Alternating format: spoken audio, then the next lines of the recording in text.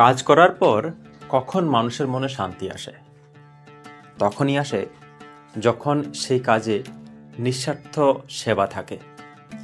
আমরা অনেক সময় নিজের জন্য কাজ করি, কিন্তু কাজটা যখন নিঃস্বার্থভাবে অপরের জন্য হয় তখন দেখবেন সেই কাজে অনেক আনন্দ আসে। একবার এক ব্যক্তি শহর থেকে আসছেন, একটা বাস স্ট্যান্ডে দাঁড়িয়েছিলেন গাড়ি ধরার জন্য। সেই বাস স্ট্যান্ডের পাশ দিয়ে অটোও যায় তার গ্রামের দিকে। তিনি একটা অটো পেলেন শেষ দিকের। সেই অটোতে অনেকগুলো যাত্রী ছিল। শুরুতেই কোনো রকমে তিনি বসলেন। সেই অটো তাকে তার বাড়ির অনেক আগে নামিয়ে দিল। সেখান থেকে প্রায় 500-600 মিটার তাকে হেঁটে যেতে হয়। যখন তিনি অটো থেকে নেমে হাঁটা শুরু করলেন, বাড়ি যাওয়ার কিছু আগে একটা ইলেকট্রিক পোস্ট দেখলেন, যেখানে ছোটোখাটো একটা কাগজ লাগানো আছে আঠা দিয়ে। সে কাগজ তিনি এর আগে কখনো দেখেননি। নতুন দেখে কাগজটা তিনি লাইট পোস্টের কাছে গেলেন। গিয়ে দেখলেন কাগজের মধ্যে লেখা আছে, আমার এখানে 500 টাকা হারানো গেছে, আমি খুঁজে পাইনি। যদি খুঁজে পাও আমাকে পৌঁছিয়ে দিও।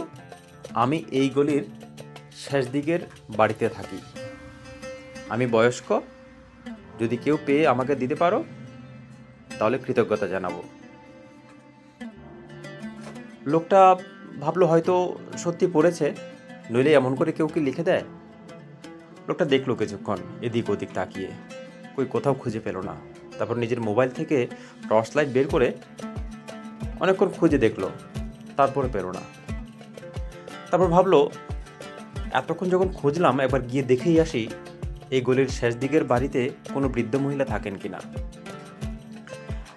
একটু হেঁটে গেলেই সে বাড়িটা এলো। মোটামুটি একটা ঝুপড়ি বাড়ি, শেষ দিকেরই বাড়িটা।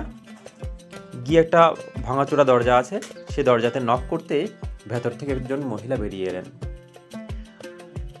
সে লোকটা এমনিতে তো টাকা পাননি, কিন্তু নিজের পকেট থেকে 500 টাকা বের করে ভদ্রমহিলাকে বললেন, মাতাজি, এই 500 টাকা পেয়েছি আমি সেই লাইট পোস্টের পাশে। তখন ভদ্রমহিলা হাত জোড় করে বললেন, বাবু আমাকে ক্ষমা করে দাও। সকাল থেকে প্রায় 40 থেকে 50 জন লোক এসেছে আমার কাছে 500 টাকা দেওয়ার জন্য। তুমিও এসেছো, দয়া করে ফিরে যাও, আমার লাগবে না টাকা, আমার যথেষ্ট হয়েছে। লোকটা তখন খুব অনুনয় করলো, বলল, রাখুন মাতাজি, আমি পেয়েছি, সত্যি পেয়েছি, আমি মিথ্যে বলছি না। সে বয়স্ক মহিলা আবার বলল, ঠিক আছে, তুমি বলছো আমি মানছি, কিন্তু আমার লাগবে না। আমার সকালবেলা থেকে অনেকজন এসে দিয়ে গেছেন, আমার আর চাই না। তারপরে সেই লোকটা অনেকক্ষণ অনুনয় বিনয় করার পর ভদ্রমহিলা রাখলেন। যখন ভদ্রমহিলাকে টাকাটা দিয়ে ফিরে যাচ্ছিলেন, তখন ভদ্রমহিলা পেছন থেকে ডেকে বললেন, বাবু একটা কাজ করবে আমার। তখন লোকটা ভাবলো আবার বোধহয় কোনো সাহায্য চাই। তিনি পিছিয়ে ফিরে দাঁড়ালেন, বললেন, বাবু একটা কাজ করো, যাওয়ার সময় সে যে লাইট পোস্টের পাশে যে কাগজটা আছে সেটা খুলে ফেলে দিও, নইলে আবার সে অনেকগুলো লোক আসবে টাকা দেওয়ার জন্য। লোকটা তখন ফিরে গেল সেই বাড়ি থেকে রাস্তার দিকে, যেখানে লাইট পোস্টের মধ্যে সেই কাগজটা আটকানো আছে। ওটা খুলতে যাবে এমন সময় ওনার মাথায় একটা জিনিস খেললো। ভাবলো, আমি যদি এটা না খুলি